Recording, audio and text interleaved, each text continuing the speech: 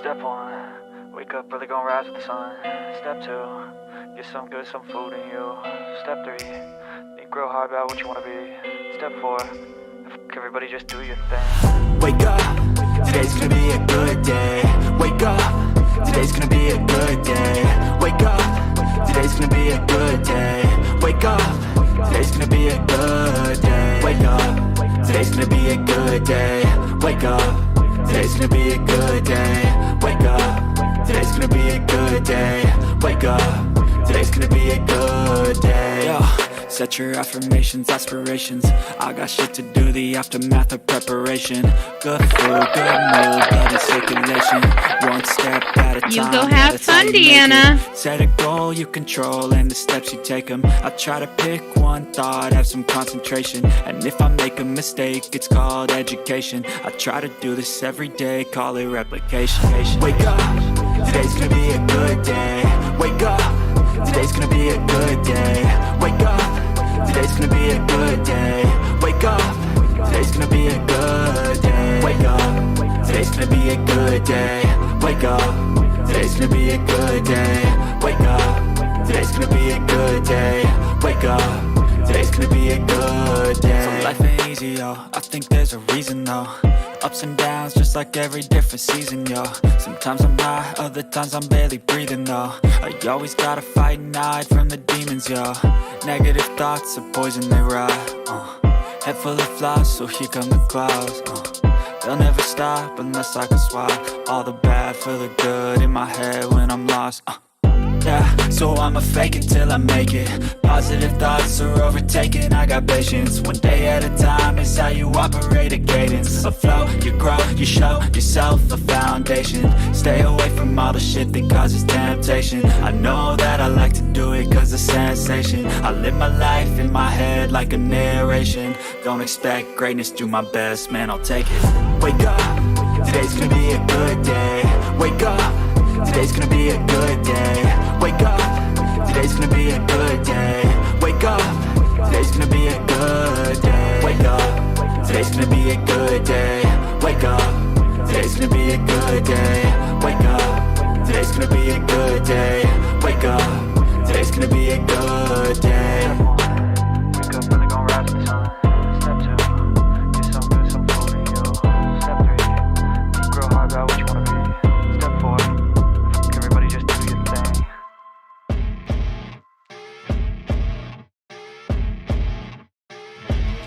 As you wake up in the morning, you want to find the latest, greatest information about criminal cases and have an intuitive conversation about the suspects associated with these cases. Head over to the Bullhorn Betty channel on YouTube.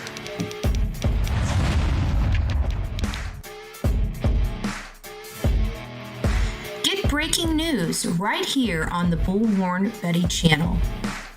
Welcome to the Bullhorn Betty Coffee Club. Enjoy your stay and enjoy your day.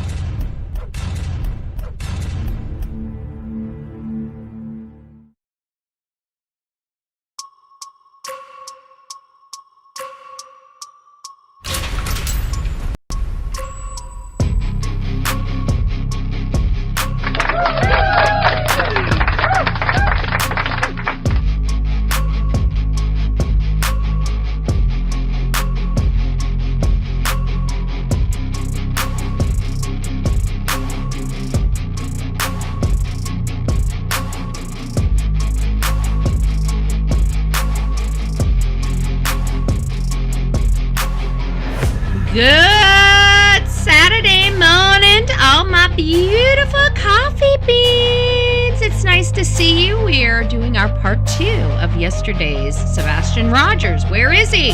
Where is he?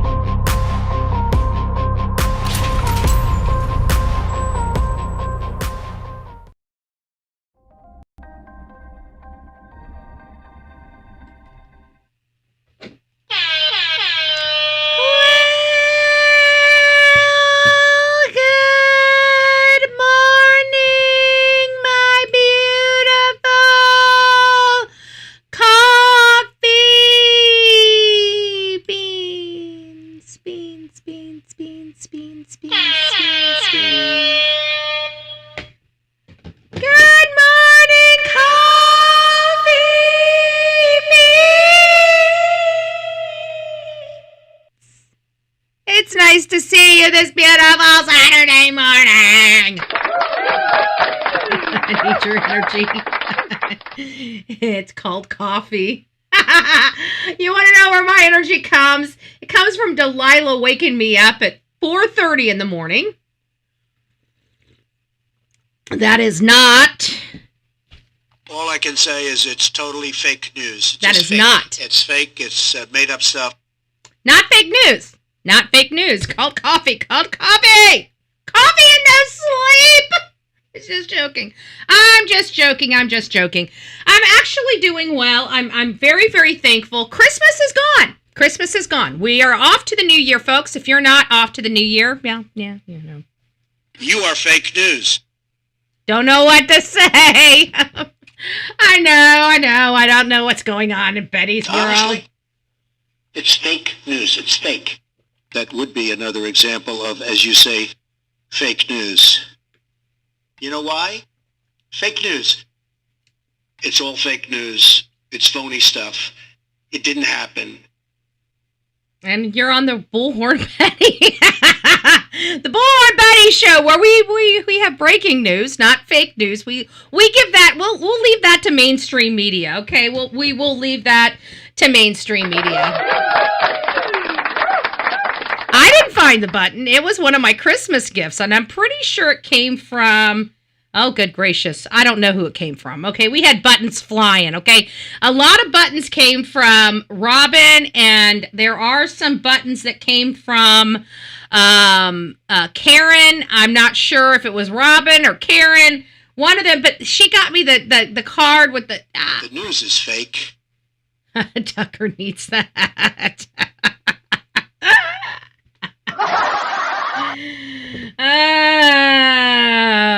Oh, like I'm not gonna sing. It's no fun being a burger man in a seafood town. Okay, everyone, great job back in the kitchen. Great job back in the kitchen. Great job. Do what you love. You create your reality. Feed fear a suck-it sandwich. Feed fear a sucking sandwich. Oh my god, a sucking sandwich. Well, for the beauties that decided to bless us with your presence this beautiful morning, everybody has survived the Christmas holiday, and we're starting off Saturday a little late this morning, but that's okay. I've already talked to the best friend. She knows we're running late. I got all the time for you, babes. I got all the time in the world for you. I do. Okay. All right, I'm laying it on a little thick. You guys know I don't want you guys. I don't want to see you guys for at least another year. Okay, I'll see you guys in 2020. No, I'm just joking. You guys will see me the rest of this week until 2026 arrives. Okay, we've got serious business to do here. Denise, it's nice to see. Take two. Denise, it's nice to see you. Lisa B, always. Melanie, Phil, it's nice to see you. Mom of 9.5. Deanna, it's nice to see you. Our handy dandy Nightbot is maxing and relaxing. Show Poodles, Kiki decides to bring it over here. Oh, we forgot to start off with the vertical. Debbie, it's nice to see you. Vicky, Deanna, it's nice to see you. Rebby, it's nice to see you. It kind of popped up on me. Where was I? Sandy, good morning. Let them 66. It's nice to see you, Love Bug. It's nice to see you, Deanna. Lisa, Brian, hello. Baron Shapiro needs it as well. Hey, you know what? I don't know. Ben Shapiro's kind of rubbing off just ever so slightly, okay? I know there's a lot of feuds going on in our camp, but I mean, I'm not in the feuds. I can like who I want to like, right? I like Ben Shapiro a little on a few different things, okay? Just like I like Alex Jones a little bit on a few different things, but I do love Benny Johnson a whole lot. You know, I do love that man a whole lot. He good people. He good people, okay? I'm just saying, he good people. Debbie, Mama, it's nice to see you, Love Bugs. I hope you guys are doing well. Hey, vegan. Mama me. It's nice to see ya. Nice to see you. Who else did I miss? Brian. Oh, yeah, I love me some Betty. I love me some Betty. So, as I promised, before we start in, we got the mini book, okay? We got You Are a Badass mini book. It was part of our present. It comes with the button. You are a badass. Just saying, it comes with the button. So, I'm not going to read the whole thing, but I think it's important. It comes with a book. I think it's important that we read. And we're going to go through this, and we're going to read a little chapter before we move on. Now, I am telling you guys, I'm blind as a bat. So, please, hey, Eeyore, it's nice to see you. How do I subscribe? You're going to have to ask the mods about that, okay? I'm just the face, okay? I don't know the technical crap. Come on.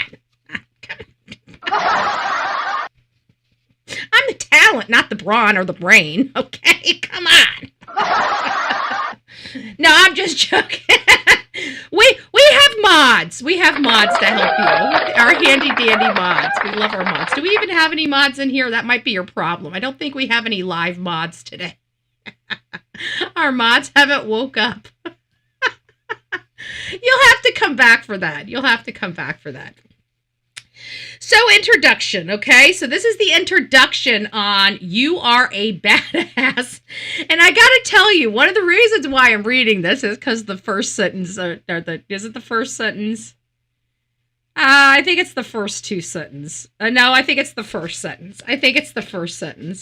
I don't know why my email says Brian. I'm Rhonda here in Idaho, watching here since Idaho 4. Oh, well, it's nice to see you. Well, you know what? Don't change your name. It's probably a good thing that you got a different name on your chat. It keeps you anonymous, and you don't trust me. Anonymous is where you want to be. Hey, C-Splan. We're gonna call you C-Splan. C-Splan. Instead of C-SPAN. Okay, I'm just joking. All right, it's nice to see you. What is it? Langenberg? CP Langenberg, it's nice to see you.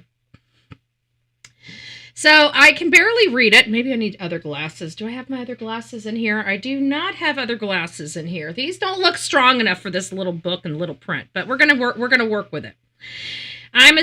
Maybe it'll help if I turn lights on. Does it help? It helps a little. So I'm assuming if you're reading this that there's some area of your life that aren't looking so great. Told you. The very first sentence. Narita, it's nice to see you. Good morning. And that could be looking a whole lot better. This book is about getting mighty clear about what makes you happy and what makes you feel most alive, and then creating it instead of pretending you can't have it. Woo! I love it. Or that you don't deserve it, because we all deserve it. Oh, wrong one. We all deserve it.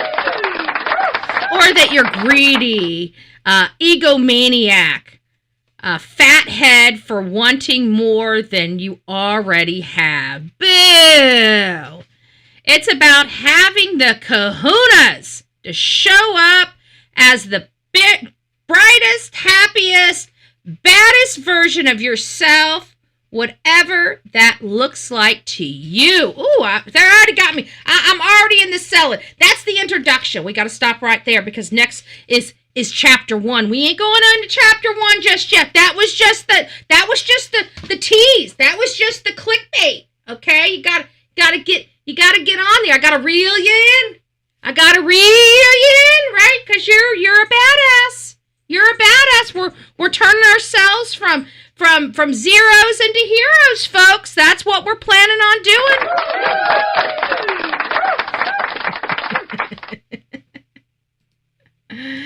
All right, maybe I'm selling the sizzle and not the steak. Okay, you caught me. Tammy, it's nice to see you. Good morning. Let me see who else is over here at the... Isabel, it's nice to see you. Good morning. Kiki, oh, you already came over here. Stacy, it's nice to see you. Phil, hello. We got about 10 people rolling in our vertical stream, so if you're there intentionally, good morning. It's nice to see you from the bushes. Please chat in that chat box. We'll try to get around to you.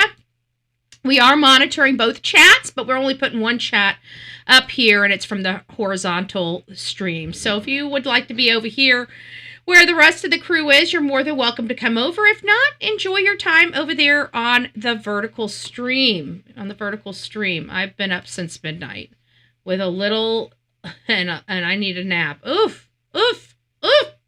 That sucks. I've been up since 4:30 because the dog decided to lick my face until I woke up. And then she acted like she needed to go outside to go pee, and so I took her outside at 4:30 in the morning for her to play with the kitties and sniff around the yard. It was just great. Don't you know?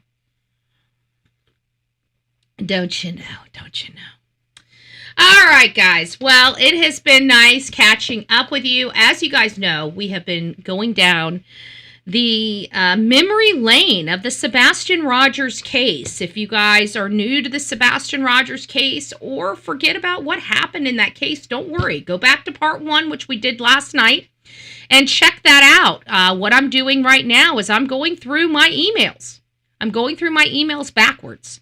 We're going to the furthest, the ones that were sent the longest time ago. And we're bringing them up. And you know, it's kind of painting a picture. We're going to do this with everything. This is Sebastian Rogers, searching Sebastian Rogers. The next one is just going to be Sebastian. The next one after that is going to be Rogers. If we get more information, we're going to keep going back to the beginning. Something is going to creep up. Something is going to catch our memory. Something's going to catch somebody else's memory. We've got a lot of people that tune into this case, period. There's just a lot of people that have a vested interest in what happened to Sebastian Rogers, because Sebastian Rogers really is America's kid, right? Sebastian Rogers is a high-functioning autistic boy. He came into the world fighting. He's been fighting a lot since he's been in this world, and then he disappears just when he's about to go to his dad's house. Very ironic. And the date that he disappears on, another significant meeting for their family. Just a lot of oddities, to say the least. Oddities that are pointing the finger in one direction, if I had to say so myself. Lots of oddities. But Sebastian, he was 15 years old when he disappeared from his home in Hendersonville, Tennessee on February 26, 2024. He has not been seen since, and that is correct. We are almost to the 2-year milestone. Good morning, Sonia. Frank, it's nice to see you. Good morning. What we have learned, and there's 2 variations of this, and I think we've kind of identified it on here. You know, there's a variation of this story or theory where Sebastian does not arrive home, and that's the theory that has been talked about. I think we kind of need to bounce between the 2 theories because there is a lot to be had here, you know. I believe they, or blank, since, oh, concrete over him.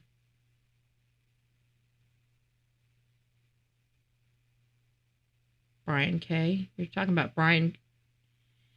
Yeah, but Harsh Reality has been so off base. Like Harsh Reality I learned about and probably feuded with during the Summer Wells case, you know, and he didn't really have a whole lot of following. But, you know, it's always funny. The people that go to the conspiracy theories and, you know, literally pander to every crackpot theory are the ones that grow a lot quicker. And he was one that just pandered to a lot of crackpot theories.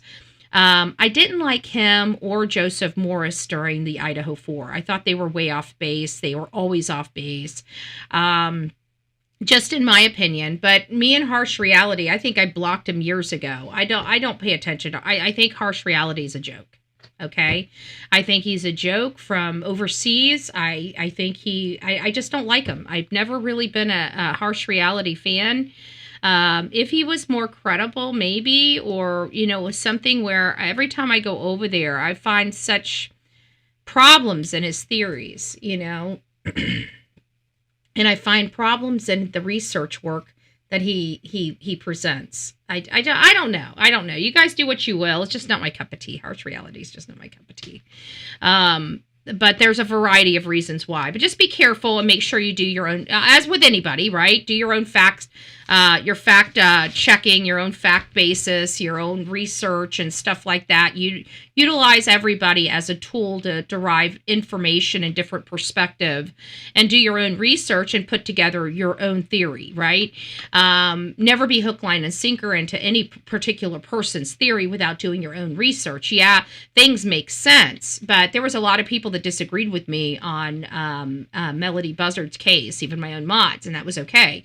I was still going to run the show the way I thought it needed to be ran, and speak on the perspective that I thought it was going, and I was wrong, and it's okay, and I'm perfectly fine being wrong. You know, I prefer it being wrong when I think they're deceased and them being alive than when I think they're alive and then them being deceased. But as you guys can clearly see, they're deceased more times than they're alive.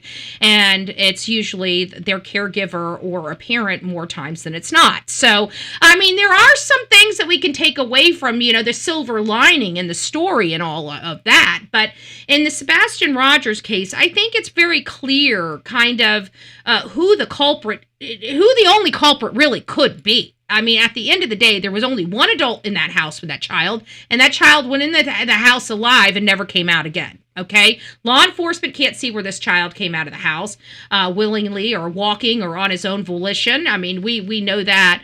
Harsh, given fun with After Dark, in my opinion. Yeah, I don't know. I'm not really... I used to be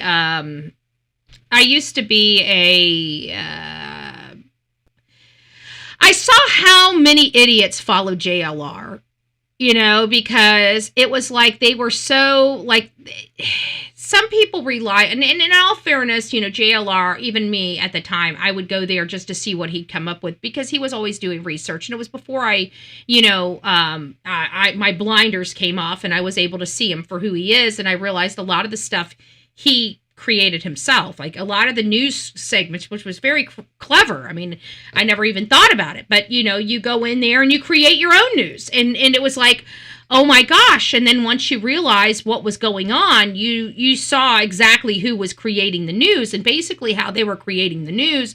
And this only happened after Seth Rogers and him split. So what had happened is the Cajun Navy came in, and the Cajun Navy was affiliated with Lively, whatever the hell that chick's name is. I can't stand her. I really can't. You know, she's pregnant right now and stuff like that. Maybe she's calmed down, but I hated her when she did true crime. I mean, literally loathed her. She was an idiot. I don't know how else to put it than an idiot, okay?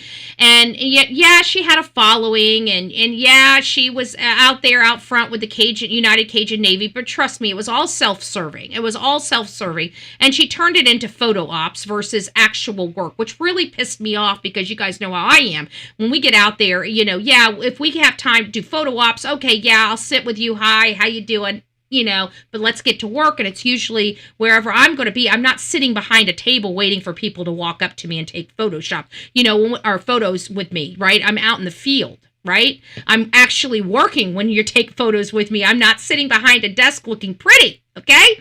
And so it really pissed me off, but she hates JLR. And so she was already in the United Cajun Navy's ear. And so this was the big, huge, you know, fight between the United Cajun Navy and, JLR. And JLR got the boot. And he was so offended that Seth, a person that he had been working for since the beginning, gave him the boot for this United Cajun Navy, which wasn't even the real Cajun Navy. And so, you know, that turned around. So JLR was trying to prove that these people weren't who they really were, even though they were a nonprofit, which is true. The United Cajun Navy is not the 2016 Cajun Navy, which is the one that were known for the floods of Katrina, okay? This is another branch. There's been many United Cajun, different factions of Cajun Navy created for nonprofit for funding purposes. But the United Cajun Navy, from everything I could see, did a lot of fundraisers, giving out food, backpack, those type of things to their local community and stuff like that. And even when they came into town, from my understanding, they didn't really even have their own equipment. But, I wasn't out there at the time. This is all second nature. This wasn't things that I have personally observed myself. These were things that were being funneled to me by people on the ground. But I knew that the inner and outers of it was this big, huge fight and falling out between Seth and JLR. And then JLR started, taking a turn and really going after Seth. And then he started creating news, and how he was creating news was going into this huge. They created this this Sebastian Rogers group that was kind of co-signed by Seth, and of course JLR built that up to like 40 or 60,000 people, and then booted everybody out. And then he started running his own stories in there, and basically going in there as anonymous people or creating other accounts like a granny or grandpa and saying, oh, I saw this, or I know this. And then he would take that and say, did you see this? And then create news from whatever he personally went in there and published. He was creating news, and everything he was creating was to dog Seth. So that's kind of how that whole situation had happened. But the United Cajun Navy came in to help. And this is kind of where everything started to fracture and fray. And then the United Cajun Navy, packs up and leaves because of the chaos that I was even part of creating for them. But it was created by JLR and Dolly during this time against the United Cajun Navy, because the United Cajun Navy had bowed up on both of them while they were out there searching. And that's kind of how the situation started. And this was in addition to what Chris and Katie's group were also doing. So it was just a very toxic situation going on out there. But at the end of the day, nobody can really dispute the fact that people were searching. Everybody was searching. But you know who wasn't? Christopher and Katie Proudfoot. They were the only ones, them and their family, the ones that lived in that general area. Seth was moving, coming in and commuting from his home to the area almost daily. His parents, his mom and dad were in the area too, also searching on foot. So we had all these people, strangers out there searching in the woods and on foot. And then you had the United Cajun Navy coming in with a huge group where they searched a lot of places, and of course were accused of going on people's property, stepping on federal land, but they were following the tracks where the tracks were leading, where they had the dogs and stuff like that, and they did find some questionable stuff before being ultimately thrown off the federal land. But let's go back and realize what we learned. Sebastian disappeared. His mom was the only one in the house with him. There's no evidence of him ever leaving that house. The only time anybody left that house that morning was when Katie left in her vehicle, and it seemed like she got out of Dodge really quick before circling back and then slowly driving through the neighborhood. But at this point, she had her windows up. So it wasn't like she's hollering at the window, for Sebastian. She's just driving around looking like she just needs to be picked up on some cameras, looking like a concerned mom when she's not really acting like a concerned mom. And so we learned that, another tidbit that was released by JLR was the fact that Chris was an abuser. He did abuse several of his ex-wives that were coming to the surface. Then we had a neighbor, kind of spilling the tea, saying that everybody kind of thinks that Chris and Katie are responsible and that something happened to this boy inside their home.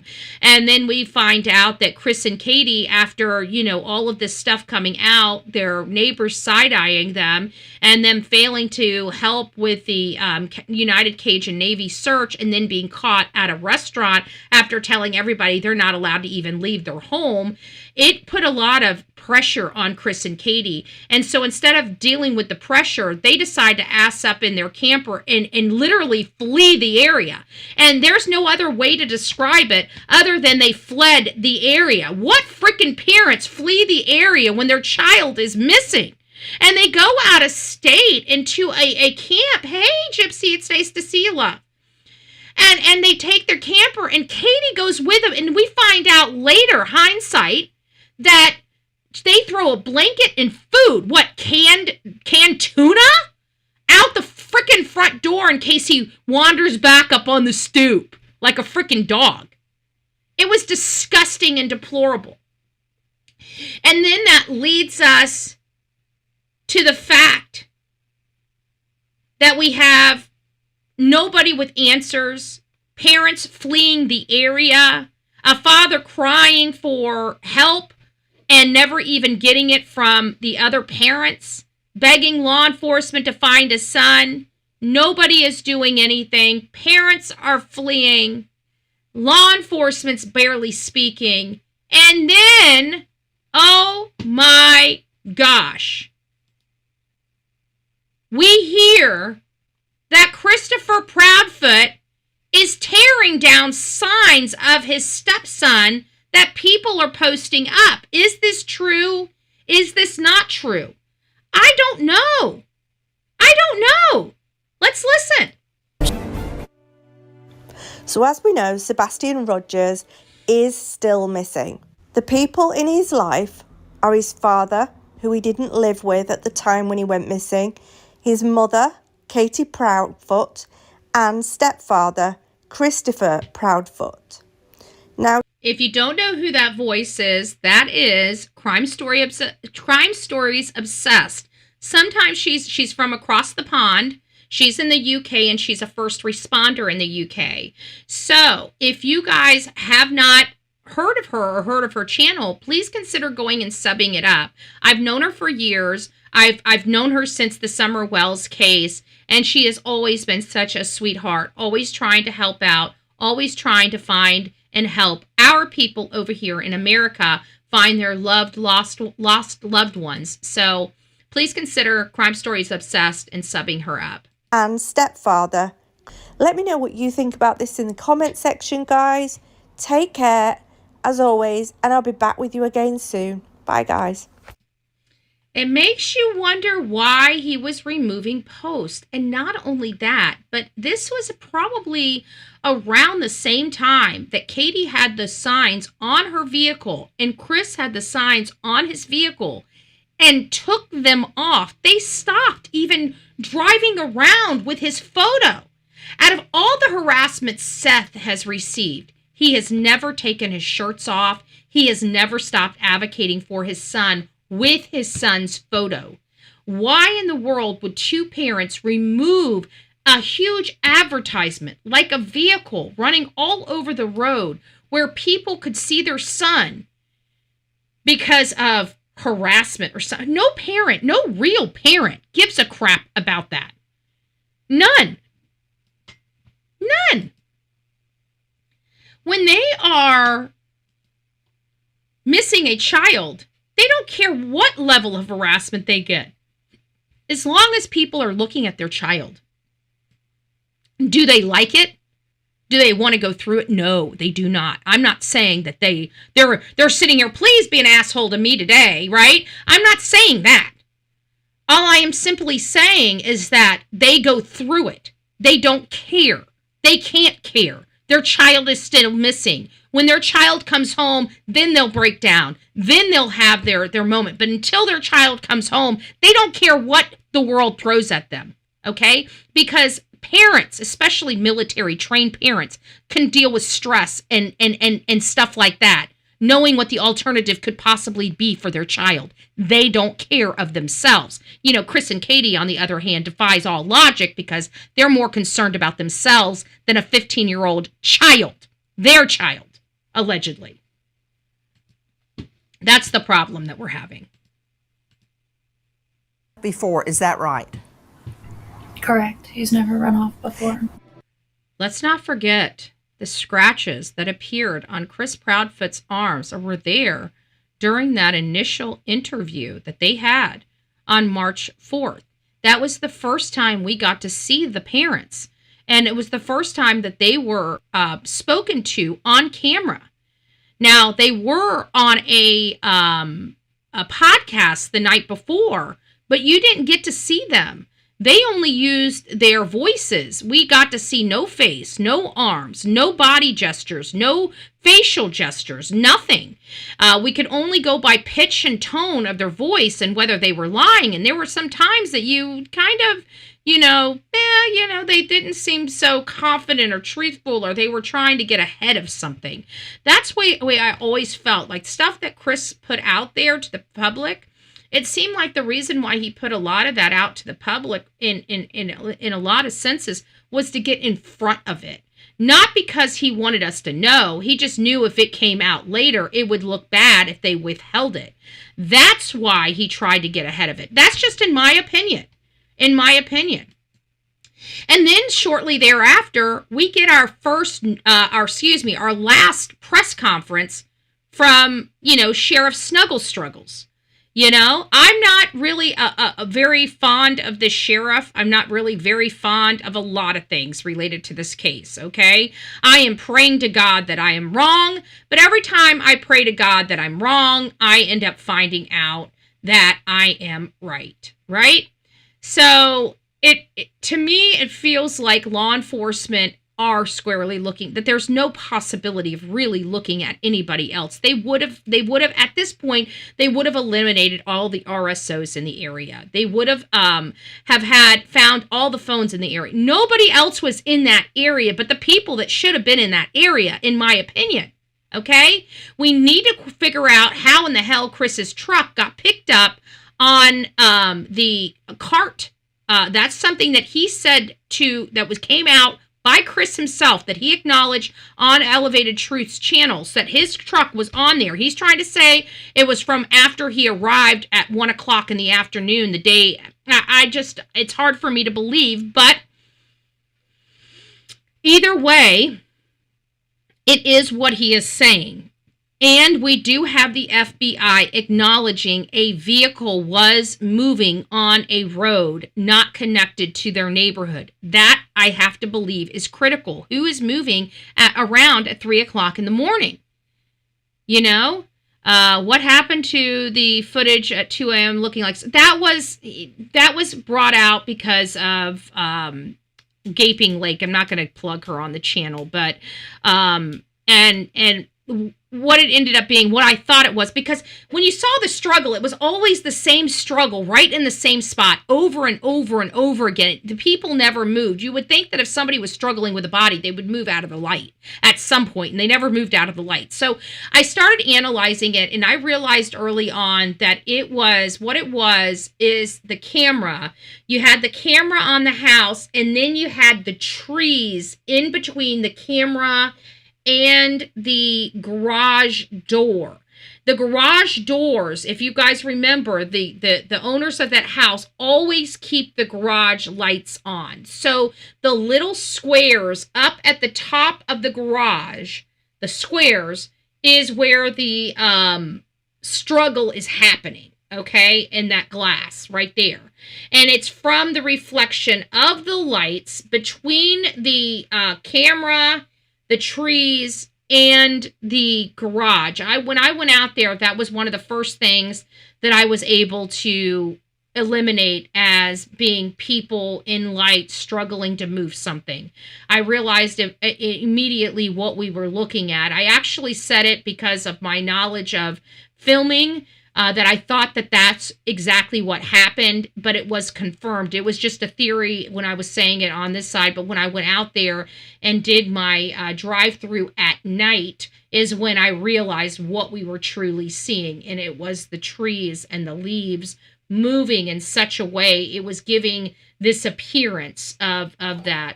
What's your opinion on the lights in the cemetery? I have not watched that. I heard about that from the mob crew, and somebody talking about it in one of my emails related to the mob crew, but I personally have not watched his podcast on that yet. So I don't have an opinion because I haven't seen the information, if that makes sense. Okay, so this was the last press conference. This happened on, I think it was February 2nd. Yep. April 2nd. April 2nd, 2024 is the last press conference. We apparently missed the first press conference. We'll have to find the first press conference. But I think the first press conference was out in front of the command center. I will find that so we can hear that. But here's the second. This is when everything is getting really, really tight for law enforcement. You know, they've stopped the search. People are very eager to find out what they know. He's under intense pressure from the public, from social media, from mainstream media, from people trying to figure out, even from his own government, the local government there were some people really pushing for answers to find out what the hell happened, and people arguing with them from their community, and then us outsiders coming in there and further arguing. This man is unprofessional, doesn't know how to handle the heat. Law enforcement, trust me, you have to have the appetite and the ability. He, in my opinion, in today's metrics of sheriffs, is a failure. Okay, I'm sorry. Not because this case didn't go exactly how I think it should. He's a failure for a multitude of reasons. Here's the reason why Sheriff Snuggle Struggles is a failure, not connected to the Sebastian case. He's a failure because he doesn't know how to handle scrutiny. He doesn't know how to handle the public. He doesn't know how to keep the public abreast of stuff when he's not liked, right? He wants to hide under a rock when he's not liked, or he feels like he's going to be in. He's got a little man syndrome, okay?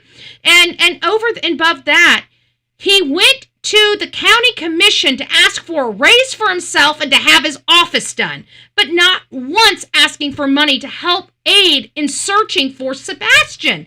That is a failure. He is failing in every aspect of his job, the public part of his job, the private part of his job, the actually doing his job. He thinks it's for glitz, glamour, a fat paycheck, and a beautiful office. That's what's wrong with him. That's why he's a failure. That's why Sheriff Snuggle Struggles is a failure. And he can't hit a home run to save his life. Okay? He's a failure. He's failed to lead. He's failed to lead. Okay, and I'm the Chief Deputy at the Sumner County Sheriff's Office. I'm joined today by Susan Nyland, SUSAN-NILAND. This is as loud as it's going to go, so you're going to have to turn up your I volume. also have with me Sumner County Emergency Management Director Ken Widener, KenWeidner.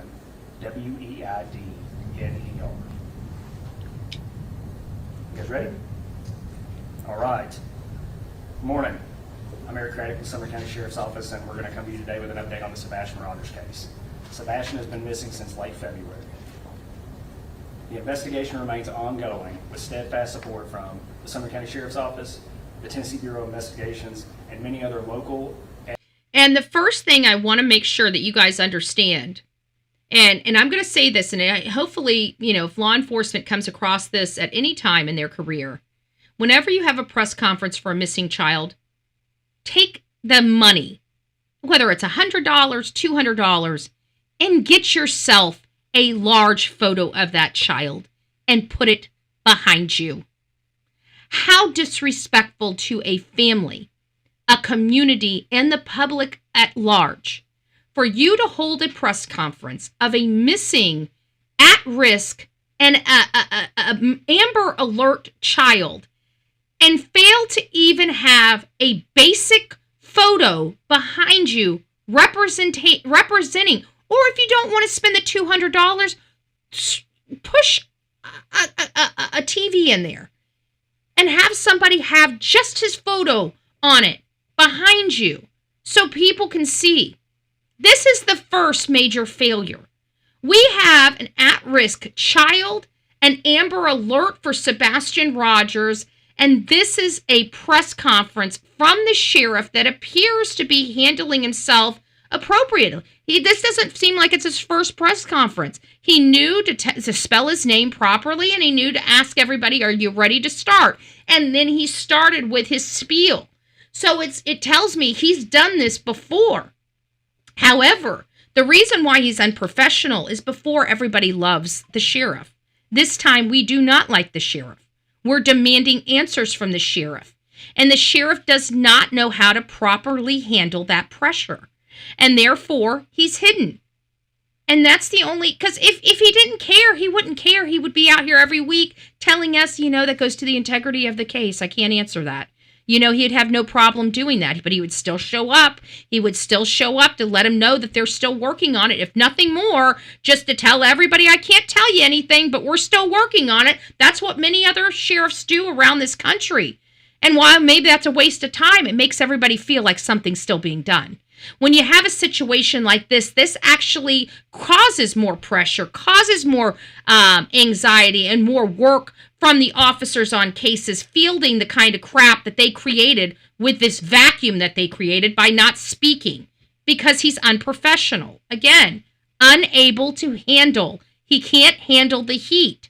Okay? Again, there's a lot of people that are sheriffs across this country that all of a sudden wake up one day and have all of us in their freaking lap, right? And they handle themselves a lot more professionally than this man right here. We have to remember that. And again, that has nothing to do with Sebastian's case as a whole. It's just him. It's just him. And federal resources. We are exploring every lead that comes in and every tip that comes in. As I said before, the investigation remains ongoing. The entire community is deeply saddened by what has occurred. We're all extremely concerned for Sebastian's welfare. I want to encourage the community to stay vigilant, to report anything that they think may be of some significance to the investigation, no matter how minute it may appear to be to you. Please call 1-800-TBI-FIND with any tips, or the Sumner County Emergency Communications Center at 615-451-3838. We understand the anxiety and the concern that this case has caused in the community. We too share the anxiety and concern for Sebastian. I want to reiterate that we are doing everything we can. Well, you know what? I think that we can deduct something from that, Kiki, because she writes, says, can you believe he was on a few weeks ago talking about how traffic cameras help find missing people in Sumner County? Traffic cameras. So Sebastian's not on any traffic cameras either. So I'm kind of thinking that also supports him not walking out of the house, because there's traffic cameras everywhere. Just saying. To find Sebastian and bring him home. Despite the passage of time, the commitment to finding Sebastian remains unwavering. I said this when we scaled the search back. Our commitment to finding Sebastian remains. We will continue to investigate every possible lead that comes in. The Sumner County Sheriff's Office wants to express our gratitude to the community and the many individuals who have helped in the search, the many individuals who have called in tips, the many individuals who have printed flyers and kept Sebastian's face in the news. Nothing would make me happier than to wake up tomorrow morning with a tip that cracks this case wide open and we find Sebastian and bring him home. I know, because let's face it, Tennessee doesn't do anything unless there's a body, right? So we've got a couple more years before we need to go in and start advocating for Summer Wells to be deemed deceased, right? 7 years is coming knocking, right? I don't trust anybody in Hawkins County to keep that in mind. I don't. Hey, Jane, it's nice to see you. Sonny, when he voiced he was looking into his family, magically fell, which led to a fatal injury. Was still attending at a law enforcement conference in Gatlinburg. I remember that, yeah, and he's gone. What about luminol in the house has been searched using? I don't know if they've done it. We've heard that the house has been forensically searched. I know nothing. Nobody from law enforcement has ever once acknowledged whether or not they've done forensics. I mean, we can assume that they've done forensics, but I don't like assuming crap. You know, I think a sheriff that's making buku bucks should be the ones that tell people. And don't tell me that telling, like if they did forensics inside the home, the parents being the prime suspects, I'm pretty sure that they know forensics were done inside their home. I don't think you're saying something that goes to the integrity of the investigation. Yet we still hear crickets from Sheriff Snuggle Struggles. You know, it doesn't make sense. I don't know why. I don't know if they have it again. I don't know. I don't know. It's frustrating. It's frustrating that we don't know something as simple as that. It seems like law enforcement would be jumping out of their skin to let the public know we've done the forensics, guys, right? So we can assume that nothing has come out at this forensics. This time I'll turn it over to Susan Allen from the TBI. Hi, good morning. Thanks for being here. Let's be disrespected by TBI. Everybody is in because you know they're going to be right with the social media. We want to let everybody know. Oh, thank you, Brian. Nobody's forgotten about him. Nobody has given up looking for him. Thank you, Brian, for becoming the newest member of this crazy family we call the Coffee Club, i.e. the Insane Asylum. Grab your straitjacket in your padded room and welcome aboard! That was false and fake and never happened. That's just my boyfriend. That's just my boyfriend. Everybody know he has not been forgotten. Nobody's forgotten about him. Nobody has given up looking for him. At the beginning of this... And you know why they had to say that? Because everybody was so pissed off that they stopped searching for him. And you know what else I found out? I found out that TBI is not, they're not running the search. They're at the mercy of the law enforcement.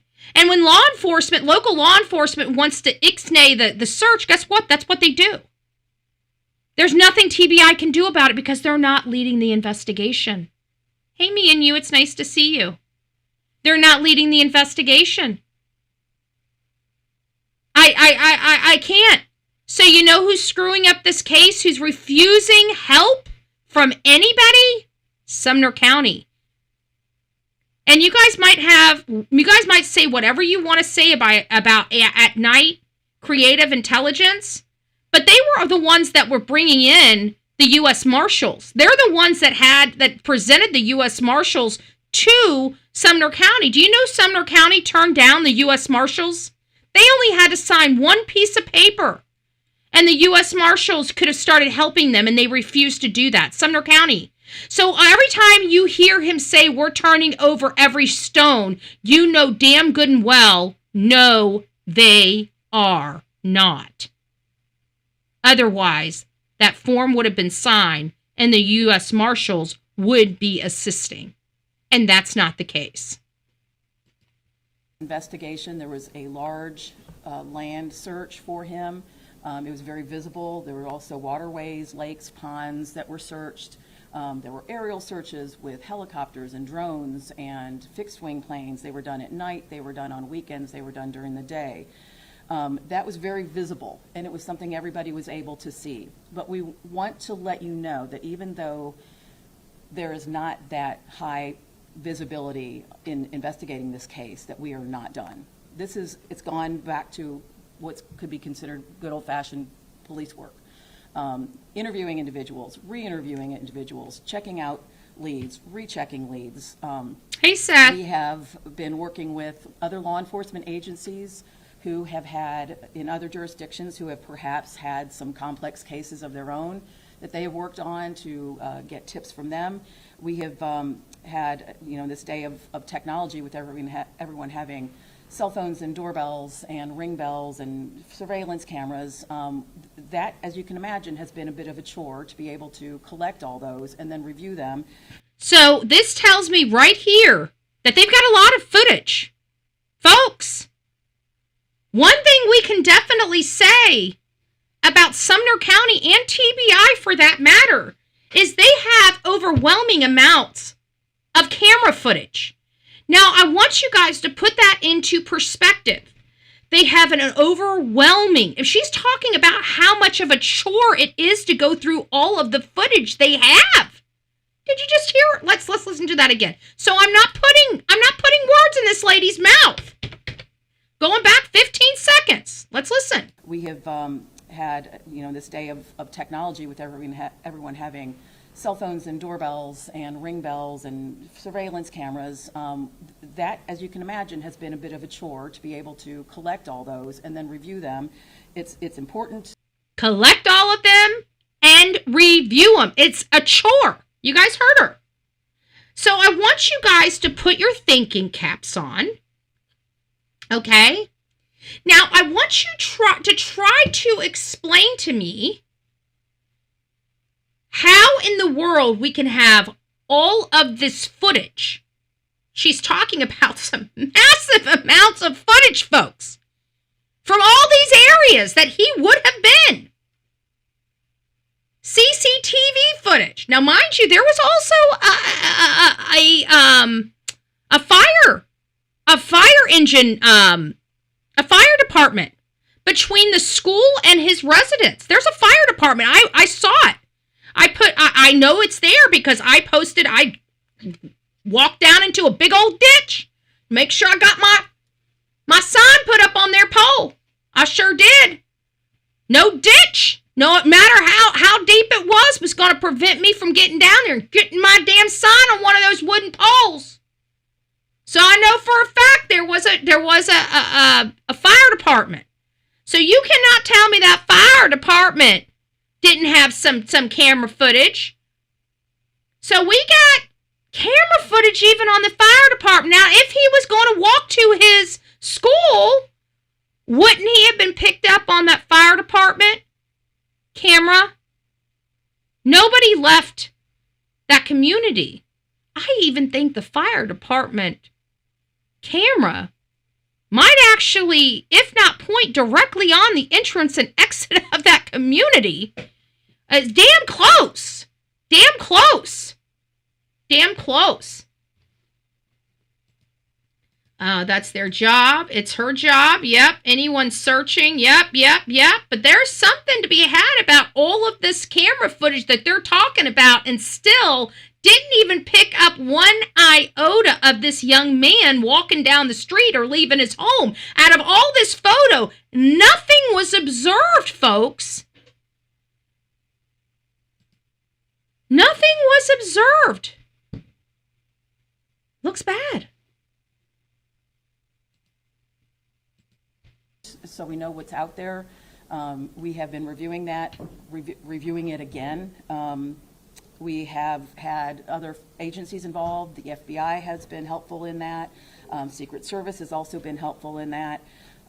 So we are just trying to do whatever we can to advance the investigation. It is not. Sounds like the Secret Service and the FBI, the way she just sounded, are the ones helping with the imagery. Okay? And if that's the case, they've got nothing. They got nothing. He did not leave that house, which is what they've been saying since the beginning. I haven't been saying that. Law enforcement has been saying that. We know that they've been saying that. So now comes back to the $1 million question, the real $1 million question. What happened to Sebastian? He didn't walk out willingly and freely. That has been eliminated. That was eliminated by law enforcement themselves. So if he didn't walk out willingly, then the only way he would have left that house would be unwillingly. You guys understand that? You only have black and you have white, okay? There's no gray in this area. And actually the gray in this area would be he was somewhere in the house. But we know for a fact that that gray has been eliminated, right? Law enforcement went in there with heat sonar, checked the freaking walls. They brought the dogs in and out of the house multiple times. Sebastian is not inside that home. Let me put ones and twos. If you guys believe Sebastian is not in that house, if you believe he's not in that house, put a 1 in the chat. If you believe he's still somewhere inside that home, Put a 2 in the chat.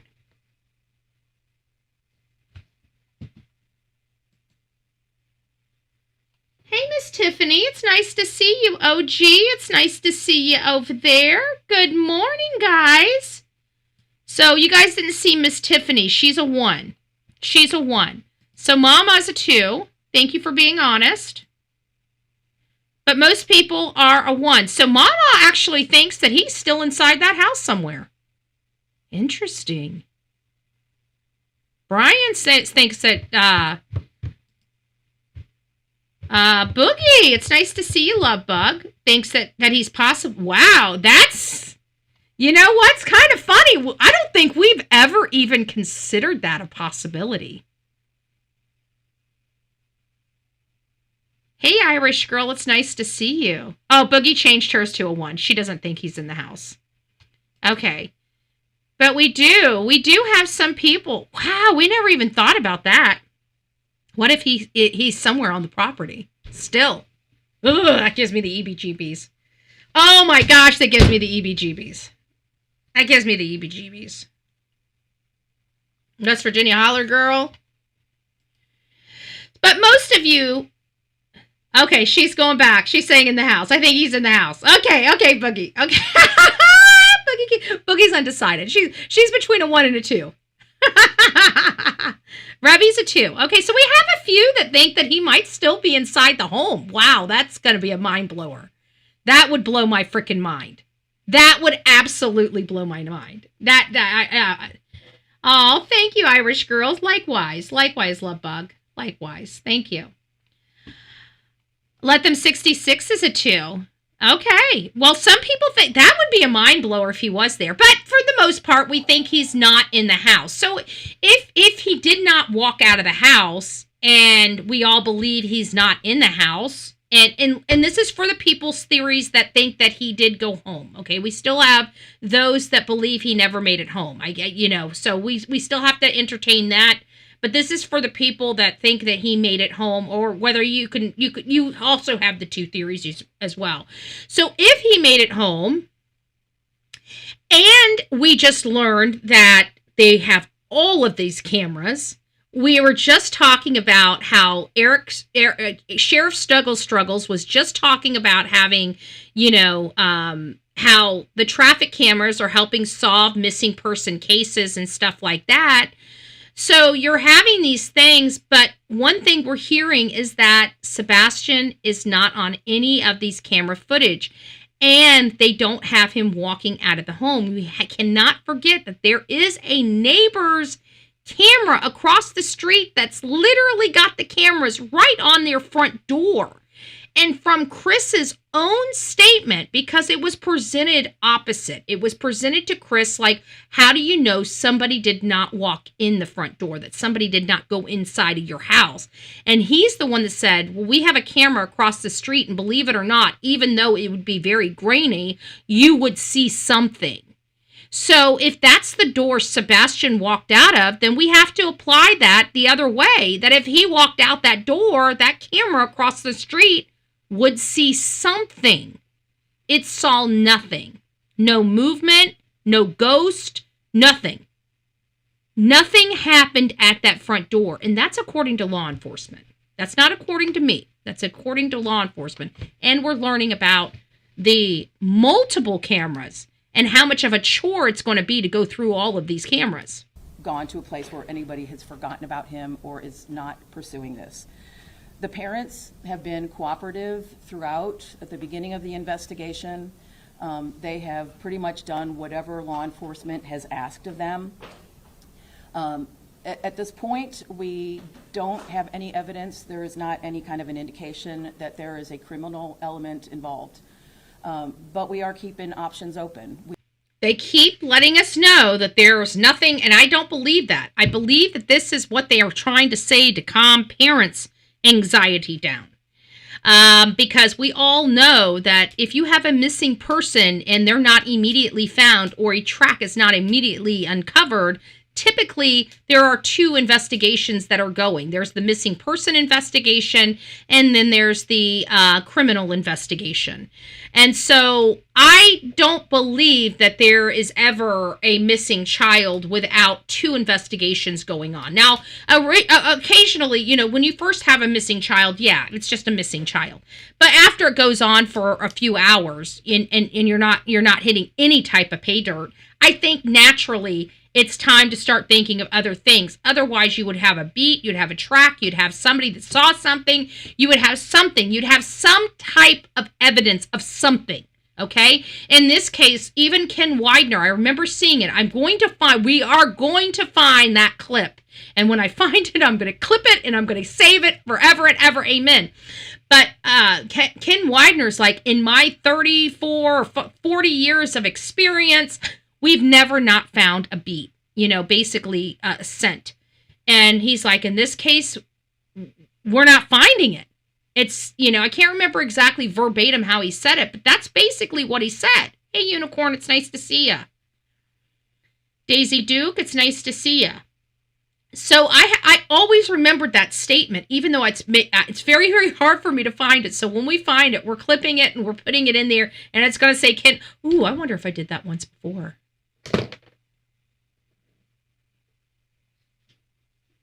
Because I remember how hard it was. I remember going through this once before. Let me just go in here and just see if I can search. Let me just see. Let me just see. Search. Ken. Let's go Widener. Widener.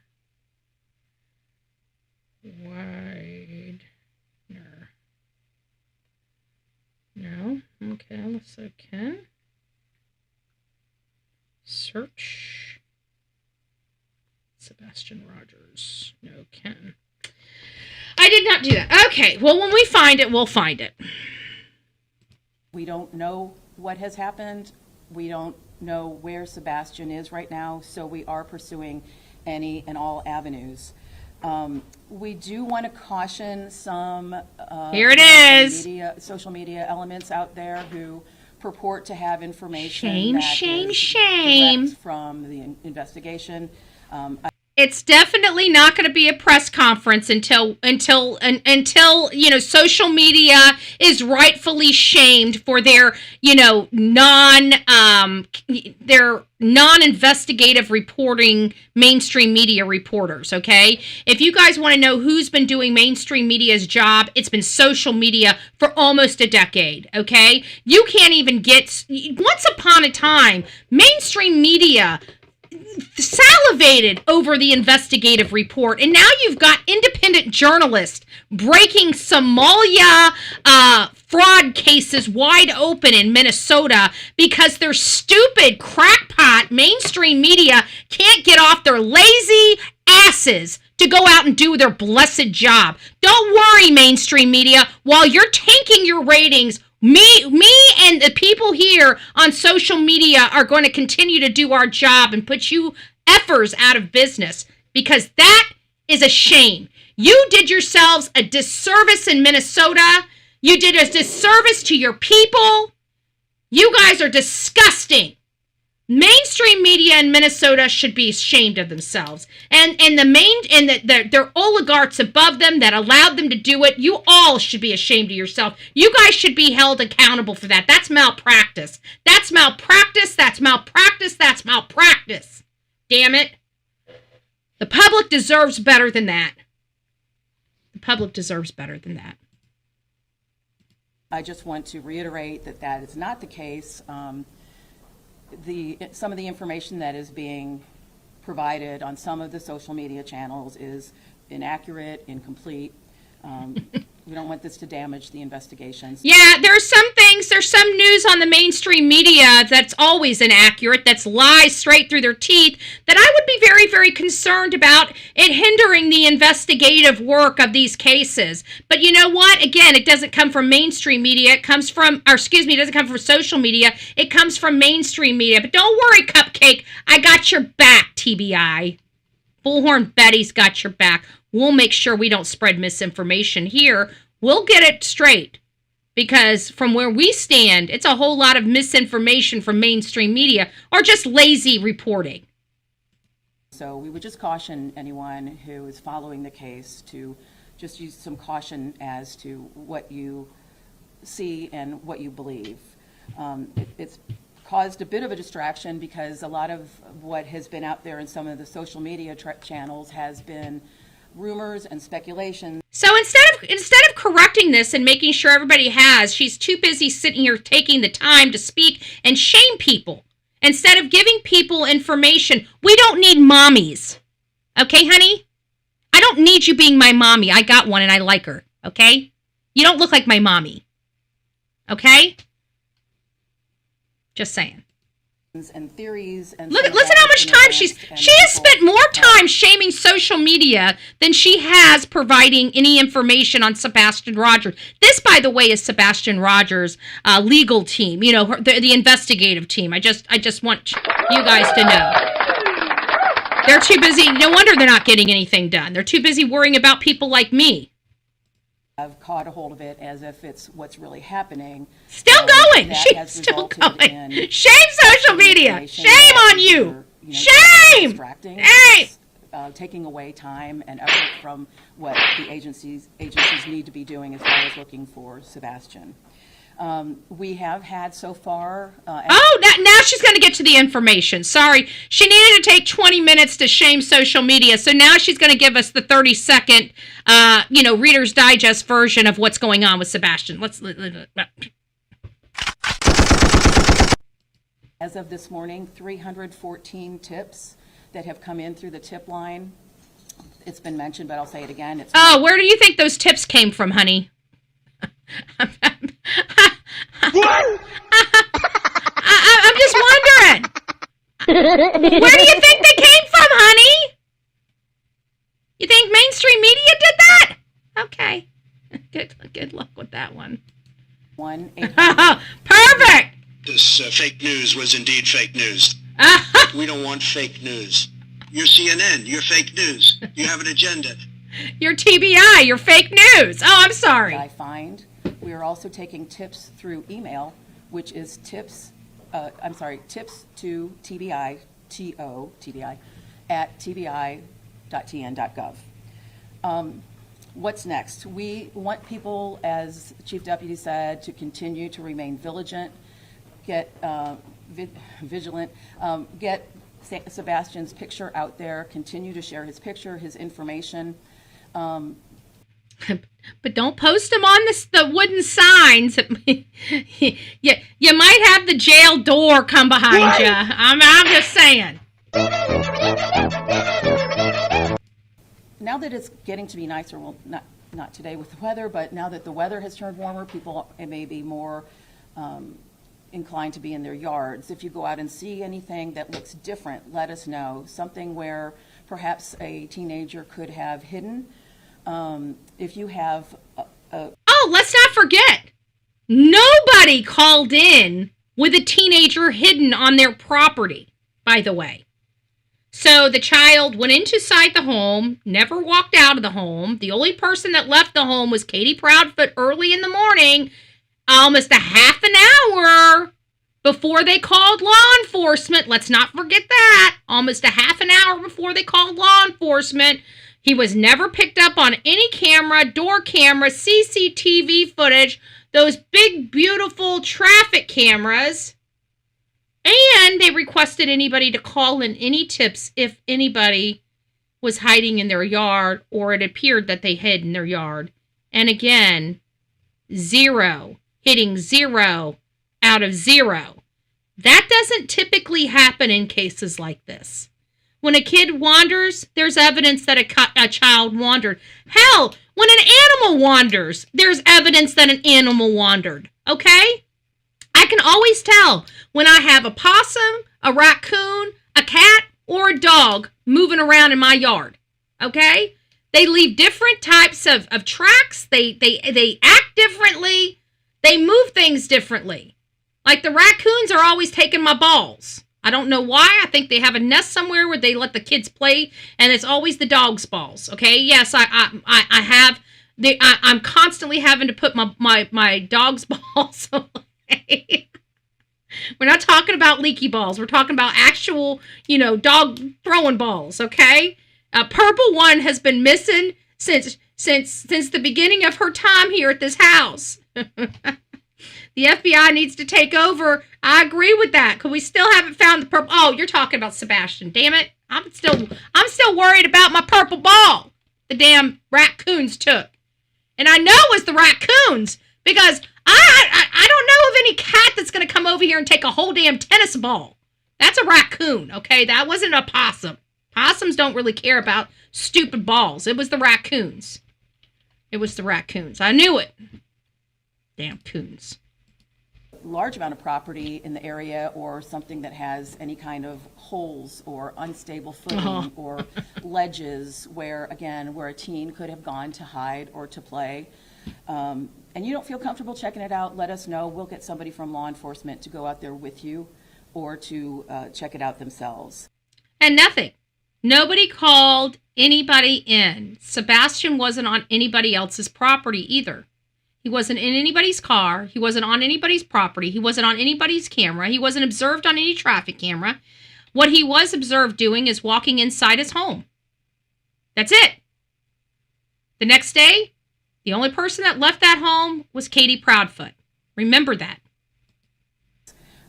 We just want to make sure that every stone is unturned, that there's no stone left unturned, that we want people to make sure that we are... But we know there's stones left unturned because they can't continuously turn down every little bit of help that could help. You know, I never understood that. If there's a possibility, just even a remote possibility, a 0.0001% possibility of somebody solving a case, why in the hell would law enforcement turn that down? If your case is going nowhere, at what point do you say, well, what difference does it make? Let's try this. It makes you wonder why. It makes you feel like there is the appearance of impropriety going on, because what freaking law enforcement body doesn't want a solved case?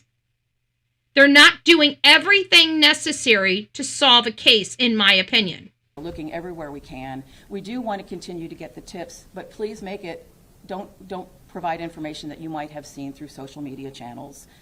If you have information about Sebastian, about conversations you might have had with him, things he likes to do, places he likes to go, any people he may have mentioned that are in his life, that could be helpful in finding out maybe what he was interested in.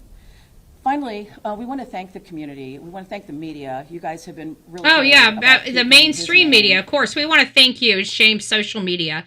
This is why I'm going to tell you, law enforcement, TBI, your asses are going to be cooked at some point when it comes to your loyalty to mainstream media. They're a dying breed. They're going bye-bye. You're going to have to deal with people like me. And I'm sorry, I don't see how pissing everybody off is going to help you in the future with a good working relationship with people like me. You're going to have to deal with people like me.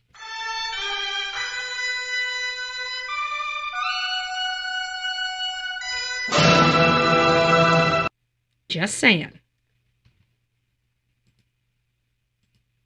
In the public's eye. That's really important. And thank you for your diligence in providing that information out there. And as Chief Deputy said, we also want to thank the community. From the very first day, everybody has really been all in as far as whatever they can do to help in the search, to help pass information on, providing water for the teams that were out conducting the ground searches. So thank you again to everybody. I'm going to pass it back to you, Eric Craddock. The weather is rolling in. We've got time for some questions, so yes, ma'am. I was a few minutes behind, so sorry if I missed this, but has there been any indication at this point of foul play or anything? Has there been any indication of foul play? To support foul play is involved in the disappearance of Sebastian. But at this point, you don't rule it out? We're not ruling anything out. So 5 weeks, and you guys covered so much ground, searching, going back, researching, checked out every case of a possible sighting, nothing confirmed, not a trace of Sebastian? Not a trace of Sebastian, question mark. No footprints, no video, nothing? Nothing that is taking us to locate Sebastian. And are there any working theories? We come up with theories almost daily and try. They do not want to say what their theories are. Let's listen to this question again. I don't like how he answered this. I think we didn't like how he answered this the first time. This is the last. This right here is the last press conference they ever had. This was April 2nd, 2024. It's an abomination to the case. This man here is just not worthy. Let's listen to this again. He says something weird. Not a trace of Sebastian. So he's basically, this is Nick Barris, I can tell by his voice, and he's basically asking, if you can't hear, there's no trace of Sebastian, no footprints, no video evidence, nothing. And this is what Eric, listen to how Eric answers this. We need to analyze this. Let's listen to what words he uses. Anyway, nothing found. No footprints, no video, nothing. Nothing that has taken us to locate Sebastian. Nothing that has taken us to locate Sebastian. Let me write this down. Nothing that has taken us to locate Sebastian. So he's asking about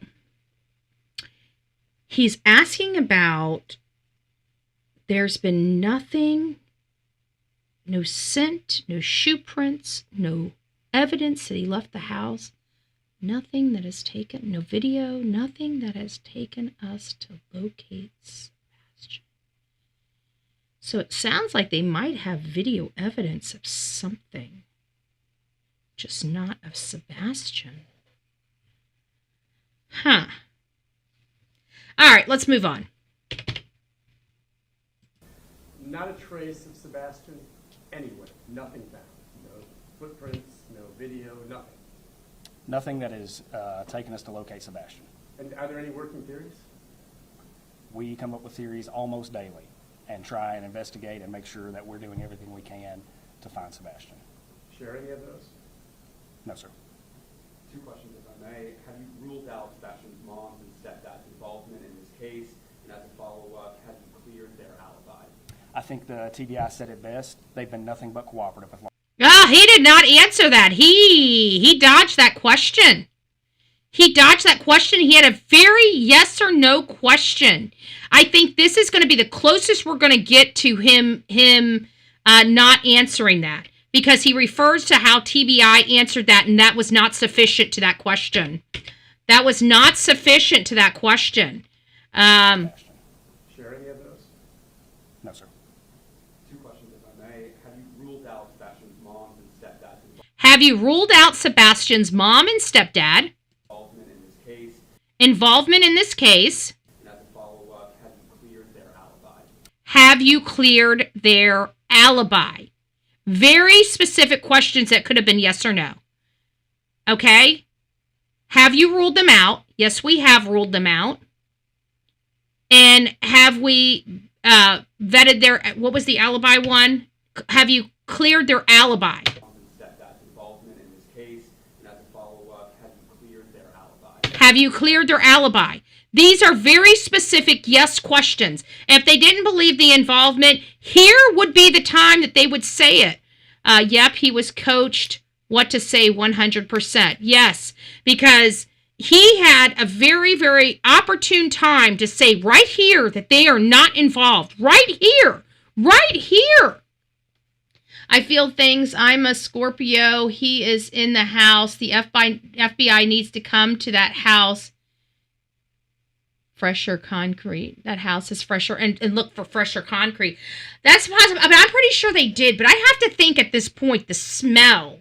If he was in that house, he would not be alive at this point. They haven't fed him or given him any type of fluids. So if he was in that house, he would have to, I mean, I think that you'd have some type of musky, disgusting odor coming through. I don't know. You know, unless they have a basement. That would be the only thing. And I didn't see any basement doors. So I'm not thinking they have a basement, but they do have a crawl space. The sheriff and Dixon said the exact same thing in Joe Clyde Daniels' case. And Summer Wells Press is very similar. Yeah. Sorry, I'm spitting out myself. Sorry. It's kind of gross. I think the TBI said it best. They've been nothing but cooperative with law enforcement since day one of this investigation. That is not answering. That was a very specific question, guys. I want you guys to understand.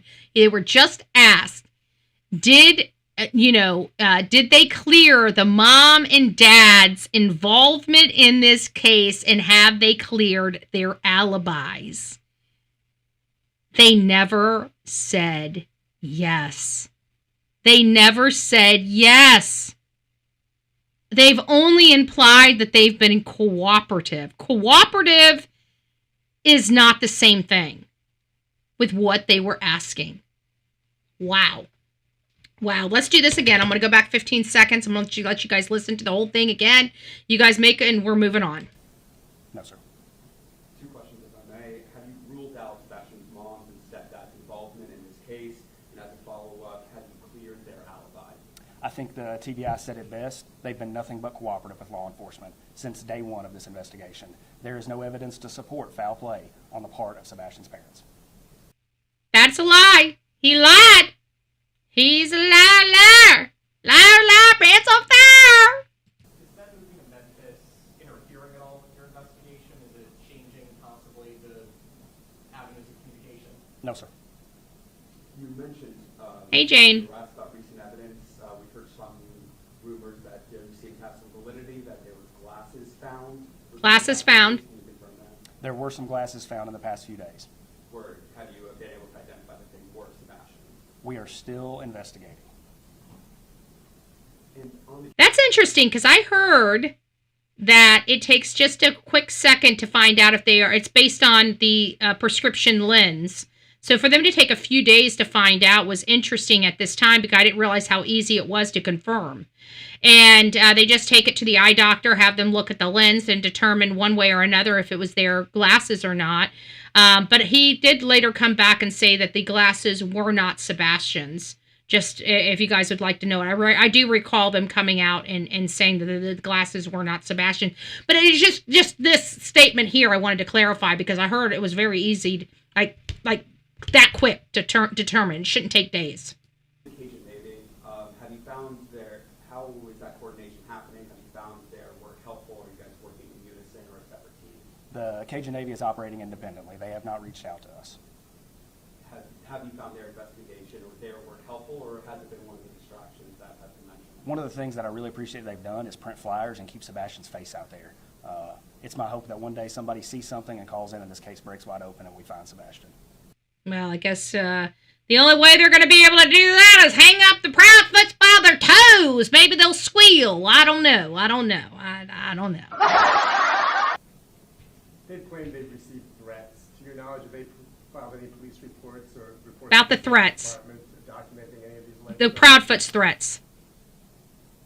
Are we able to learn anything about what those threats He said no. He didn't answer it, but he They shook have his to head call the no. police and report them. Hold on. Are we able to learn anything about what those threats are? They would have to call the police and report them. So no, they were. So basically, what he's saying here is this is now. Remember, this is April 2nd, and Chris and Katie have went on this diatribe of how they've been harassed, how they've been threatened, how their lives have been endangered. You know, this is their excuse for running off. Remember, running away from home. And this sheriff is sitting here saying, we know nothing about that. You know, if you want me to explain it, then they're going to have to call and report it.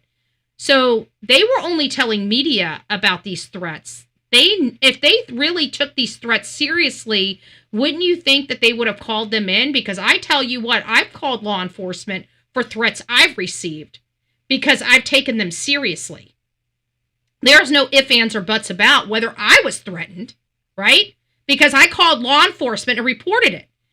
He's telling us on April 2nd, well over 30 days after their child disappeared, not one call has come to his office from Chris or Katie Proudfoot identifying any threats made against them, despite how many interviews they've had up to this point stating that they have been threatened and their lives have been in danger.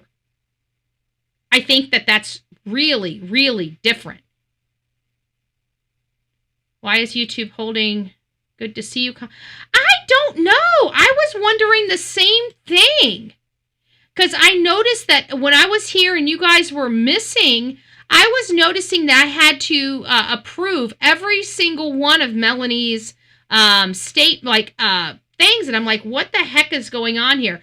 So I will have to go and see if there's anything in the back. But I think it's because I think this can be maybe, I don't know. I know there's nothing in the forbidden words that I put in there for it to trigger, but I've noticed that it doing that as well. Where's the search go from here? It's been 5 weeks, there's been no signs. Do you believe he's still alive? And what are you guys going to continue working on? My hope and prayer is that Sebastian is still alive, yes. We're going to continue to work on this investigation, follow up every tip and lead that comes in. Some of this may revert back to us going over some things that we've already done for the 6th, 7th, or 8th time. A fresh set of eyes never hurt anything. We're going to continue to work to find Sebastian. Have the stories been changing at all as you've been talking with people, interviewing them first? Has the story changed at all? This is going to be interesting how he answers this. I forget. Second time, possibly. There is no evidence to support foul play.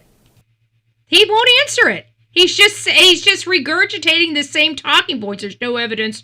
That's not what the question was. Let's listen to what the question is.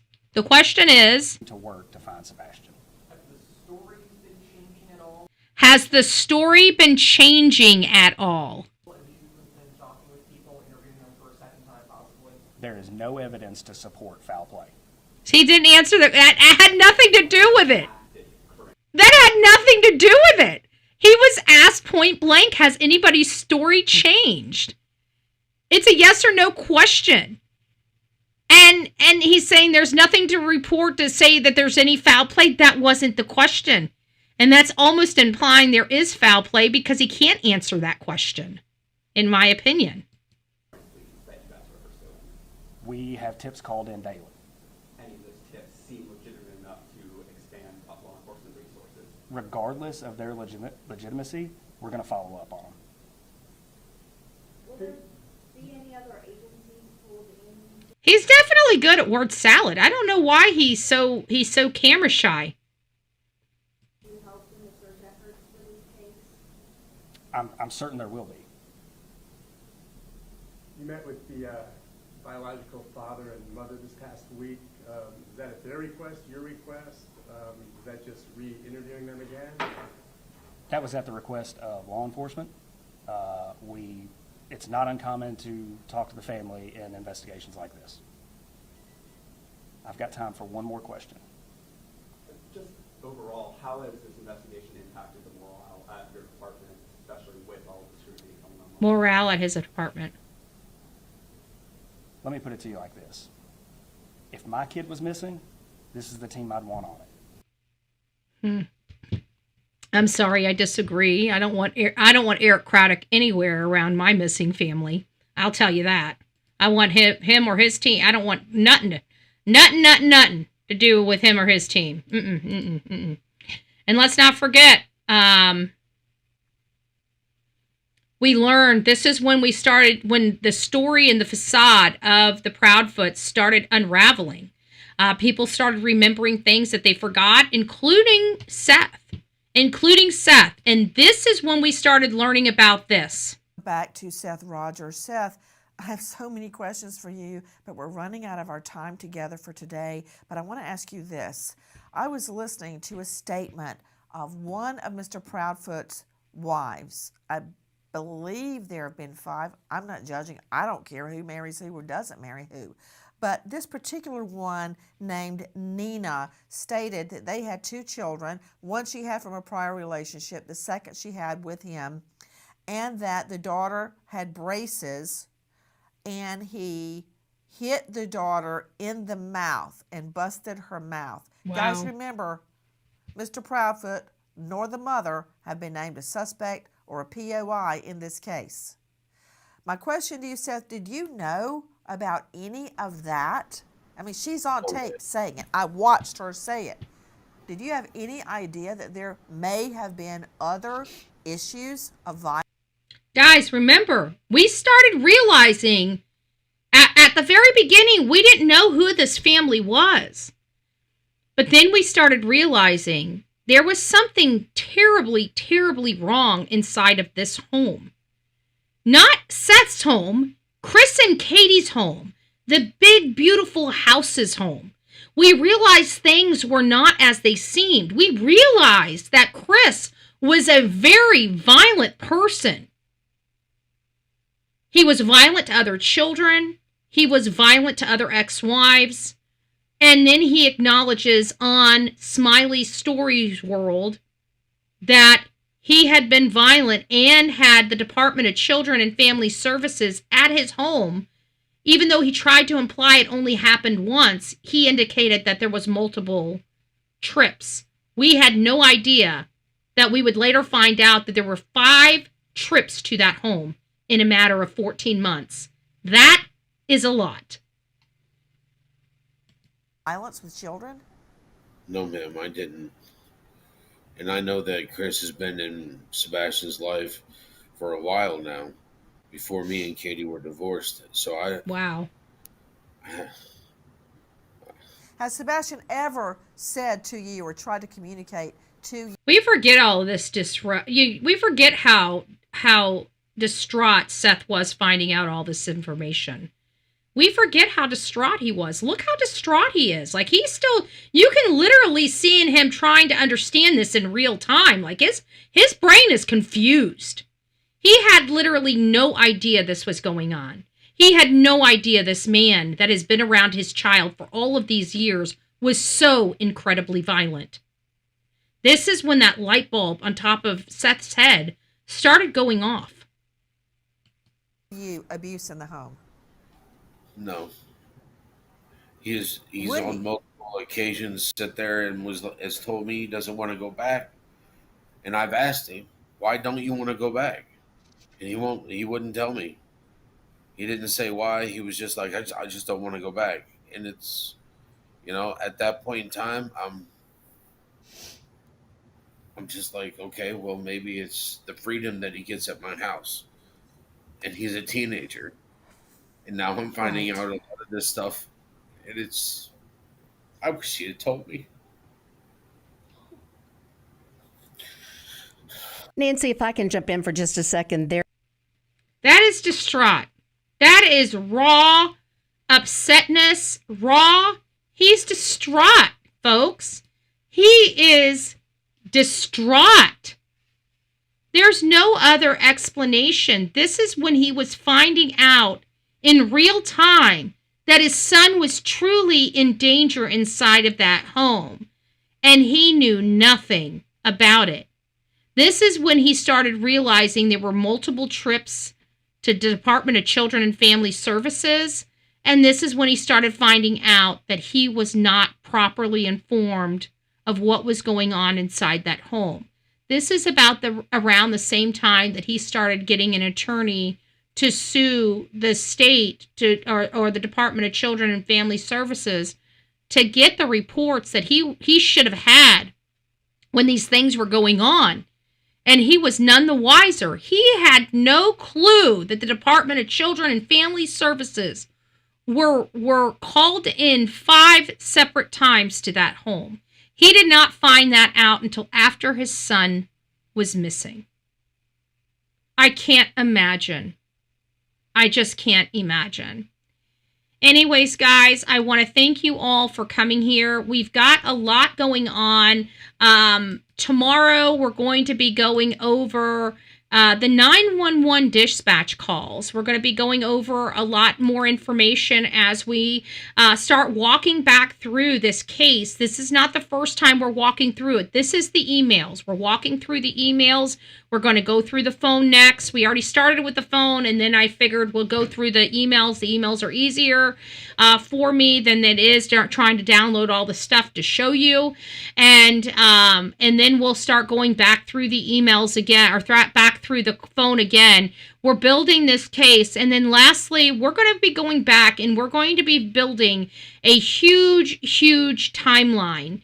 And that's going to be probably, I want to say at the end of January, beginning of February. We might even be pushing it to the middle of February to March. That's when we're planning on building a very, very large interactive timeline for everybody. I don't know where we're going to put it. It might be the first thing we post on my website. I'm not sure what we're going to do with it yet. But we've got some plans with the Sebastian Rogers case. Obviously, it's not being solved today. Obviously, it's not being solved tomorrow. Obviously, law enforcement still hasn't done any additional searches in that community to help locate Sebastian Wayne Drake Rogers. We don't know what's going on in this case. We don't know how much information law enforcement has. We don't know if they've done forensics. There's so many things that we don't know with this case that it's very scary to think that a child can literally disappear off the face of the earth and law enforcement can just be quiet about it and not even inform their community when there's a child missing from it. For me, that is a no-go. I'm sorry. You're not going to make me live in fear. If you are my representative of my community, by God, you're going to tell me what the hell's going on in my community. If not, I'm moving you the hell on. Okay? I will not live in a community with fear. If there's a child missing and I don't know why that child is missing, that is making me fearful of other children in that community. And when my law enforcement, I don't have to worry about it. My sheriff doesn't mind speaking to the audience. If he can't tell you nothing, he's going to tell you he can't tell you nothing. He's going to give you as much information as he absolutely is lawfully able to give you. Why? Because we pay him to do that for us. Eric Craddock is being paid for the same thing, and you see the difference between his sheriff and my sheriff. By the way, my sheriff was he just went viral yet again. My sheriff just went viral yet again with their work here on some of the fraud, the EBT fraud going on right here in Manatee County. He just got put on some of my friends' X accounts. So I'm really proud of my Sheriff Rick Wells. It's nice to see you. Thank you for keeping us all safe. Big shout out to you, my friend. Big shout out to you. And we're going to keep rocking out, and we're going to keep doing good, and we're going to keep leading by example, right? It's all about leading by example and inspiring people to get involved and inspiring people not to put up with the bullcrap, okay? You do not have to put up with it. Let me repeat that again. You do not have to put up with it. You are paying a lot of money to have things work for you, and when they're not working for you, you don't have to put up with it. Why? Because you are paying for proper service and you are not getting proper service. And all you need to do is sit up there and raise your voice. We're going to be raising our voice on February 23rd through the 27th, with our main event being on February 26th. This is the 2-year milestone for Sebastian Wayne Drake Rogers. The 2-year milestone for Sebastian Wayne Drake Rogers. We would ask that you guys come out. If you guys cannot come out, we are going to be taking some donations for things like cake and water and signs. I may even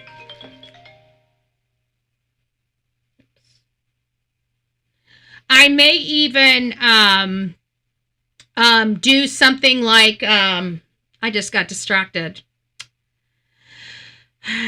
Cake, sign. Oh, and we may do something like we did for Summer Wells and do the lanterns. If you guys would like to donate items for this, either candles, signs, we got markers that we got in. We can take those out there, but a lot of different stuff. So yeah, anyways, guys, I'm going to let you go. I've got business I got to take care of before I leave the house. Obviously, my phone is ringing, and today is Saturday. Today is Delilah's play date.